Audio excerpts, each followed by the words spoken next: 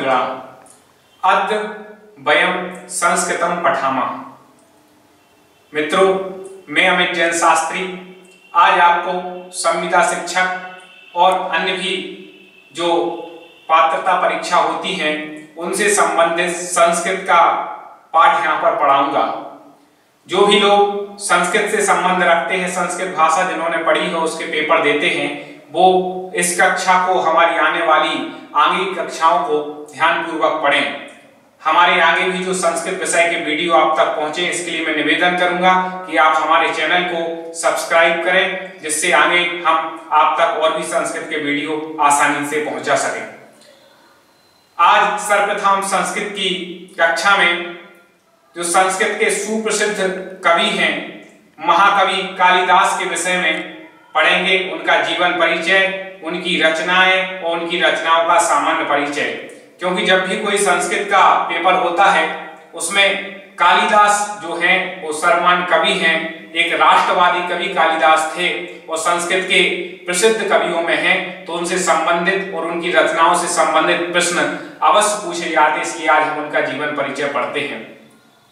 कालिदास के बारे में बताएं तो कालिदास एक राष्ट्रवादी कवि थे और एक कालिदास के लिए एक वाक्य प्रसिद्ध था, उपमा कालिदासस्य, अर्थात कालिदास ने जैसी उपमा अपने काव्य ग्रंथों में दी हैं, जो भी अपनी रचनाओं में दी हैं, ऐसी और किसी कवि ने इतनी अच्छी उपमाएं नहीं दे पाई, इसलिए कालिदास उपमा के लिए प्रसिद्ध थे। एक वाक्य बताया गया है जिसमें कवियों की विशेषता बतलाई गई है, उपमा कालिदासस्य भारवे अर्थ गौरवम नैषधे पद लालित्यम माथे संति त्रयो गुणा। तो यहाँ पर कालिदास की हम विशेषता पढ़ रहे हैं कि कालिदास उपमा के लिए प्रसिद्ध थे। अब कालिदास के हम यदि जीवन परिचय की बात करें कि कालिदास का जन्म कब हुआ, तो इसमें कोई भी स्पष्ट प्रमाण नहीं है, क्योंकि कालिदास ने अपना जीवन परिचय किसी भी ग्रंथ में नहीं दिया। उनके जीवन किस काल में कालिदास हुए, इसके संबंध में तीन मत आते हैं।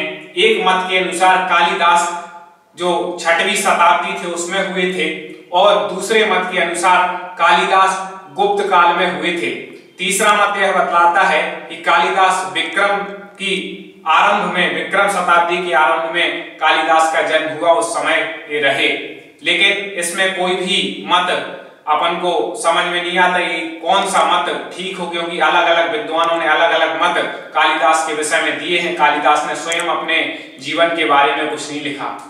यही महान कवियों की प्रकृति होती है कि इतने महान महान ग्रंथ लिखे जाते हैं, लेकिन स्वयं की जो विशेषताएं हैं, स्वयं का जीवन परिचय लिखते नहीं हैं। एक कालिदास की निश्चित ही महानता थी। कालिदास के विषय में एक किंवदंती बहुत ही प्रसिद्ध है, जिससे उनका कुछ जीवन के भी हम सार जान सकते हैं।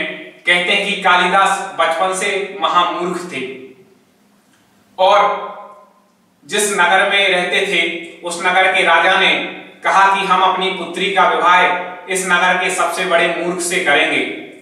कालिदास ऐसे मूर्ख थे कि जिस डाली पर बैठते थे उसी डाली को काटते थे।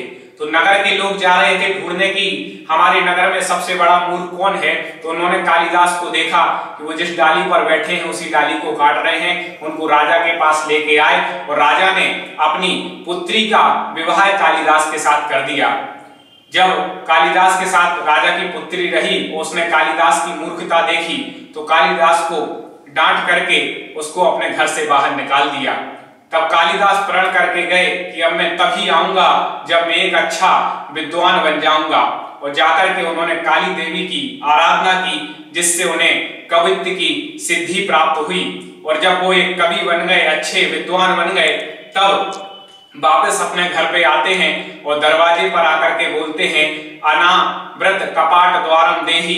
इतना सुनते ही उनकी पत्नी कहती है कि अस्ति कश्चित वाग विशेषा, ये यहाँ पर उत्तर देती है, और इसी को लेकर के अस्ति कश्चित वाग विशेषा, इनको लेकर के, इन तीन शब्दों को लेकर के कालिदास अपनी तीन रचनाओं को लिखते हैं, तीन रचना ग्रंथों को लिखते हैं। इस प्रकार से कालिदास संस्कृत के एक प्रसिद्ध कवि माने गए हैं। इन्होंने अपनी कई रचनाएं संस्कृत साहित्य को दी और एक संस्कृत साहित्य में इनका मूलभूत स्थान है। एक महान कवि के रूप में हम कालिदास को जानते हैं। एक कालिदास का हमने सामान्य परिचय देखा। अब हम कालिदास की रचनाओं पर कुछ प्रकाश डालते हैं। कालिदास की रचनाओं से संबंधित अनेक प्रश्न जो परीक्षा होती है में पूछे जाते हैं, तो ध्यान से देखें, उनका सामान्य परिचय भी देखेंगे। कालिदास की एक प्रमुख 7 रचनाएं हैं।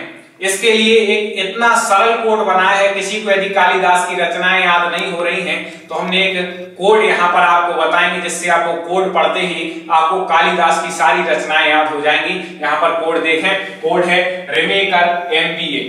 कोड क्या है? रिमेकर MBA। कोई मान लो रिमेकर नाम का व्यक्ति है, वो MBA कर रहा है, तो रिमेकर MBA मतलब कालिदास की रचनाओं का कोड है। कैसा कोड है? अपन देखें, रिमेकर में रा है तो रा से रघुवंश महाकाव्यम, रा से रघुवंश महाकाव्यम, मां से मेघदूतम, दूसरी कालिदास की रचना है मेघदूतम। तीसरा है शब्द का, तो का से कुमार संभवम। और चौथा है रा, तो रा में से हम लेंगे री, तो री का ऋतु संहार। तो रिमेकर की 4 रचनाएं। एम का मां से मालवी काग्नि मित्रम, ये 5वीं कालिदास की रचना। बी से विक्रम वर्षियम, एक कालिदास की अगली रचना। और ए से अभिज्ञान शाकुंतलम। इस प्रकार से रिमेकर MBA आप एक कोड याद कर लें। और इनके रा से रघुवंश महाकाव्यम, मां से मेघदूतम, का से कुमार संभवम, रा से ऋतु संहार, एम से मालवी काग्नि मित्रम, बी से विक्रम वर्षियम और ए से अभिज्ञान शाकुंतलम। इस प्रकार से कालिदास की रचनाएं हैं। अब इन रचनाओं के बारे में थोड़ी हम विशेष जानकारी आपको दे दें। पहली रचना है रघुवंश महाकाव्यम। ये महाकाव्य ग्रंथ है, कोई खंड काव्य होते हैं, कोई गीति काव्य। एक रघुवंश महाकाव्यम महाकाव्य ग्रंथ है। और रघुवंश महाकाव्यम में कालिदास जी ने राजा जो रघुवंश हुआ है उसमें राजा दिलीप कुमार से लेकर के अग्निवर्ण तक के 28 राजाओं का वर्णन बड़े ही व्यवस्थित रूप में रघुवंश महाकाव्यम में महाकवि कालिदास जी ने किया है। दूसरी इनकी रचना है मेघदूतम, जो कि एक गीति काव्य है।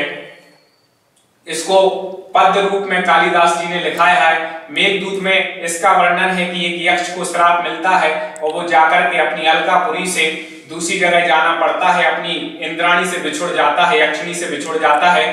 तब वो उस श्राप के बस से अपनी यक्षिणी से नहीं मिल सकता, तो ये यक्षिणी की दशा के बारे में सोचता है कि यक्षिणी की दशा कैसी होगी, और अपना संदेश मेघ को दूत बना करके अपना संदेश उस अलका नगरी में बैठी, स्वर्ग में बैठी अपनी यक्षिणी के पास भेजता है। तो मेघदूतम, मेघ को दूत बना करके यक्ष अपना संदेश भेजता है। तो इसका वर्णन कालिदास की दूसरी रचना मेघदूतम में है। इससे संबंधित प्रश्न भी पूछे जाते हैं कि इसका वर्ण विषय क्या है मेघदूतम का, तो आप वो उसको ध्यान से सुनते जाएं। तीसरा है कुमार संभव।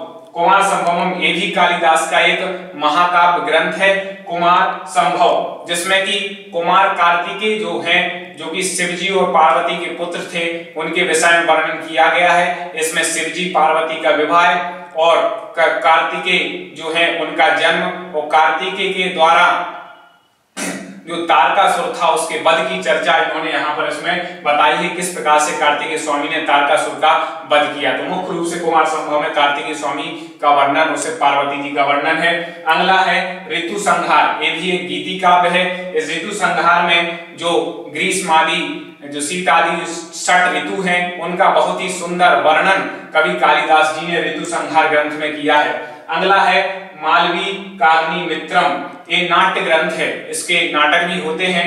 मालवी काग्नि मित्रम एक नाट्य ग्रंथ है जिसमें कि कालिदास जी ने बहुत ही अच्छे तरह से जो शुंग वंशीय राजा अग्निमित्र था, अग्निमित्र राजा था, उसके जीवन के बारे में उसका वर्ण विषय कालिदास जी ने मालवी काग्नि मित्रम में प्रस्तुत किया है।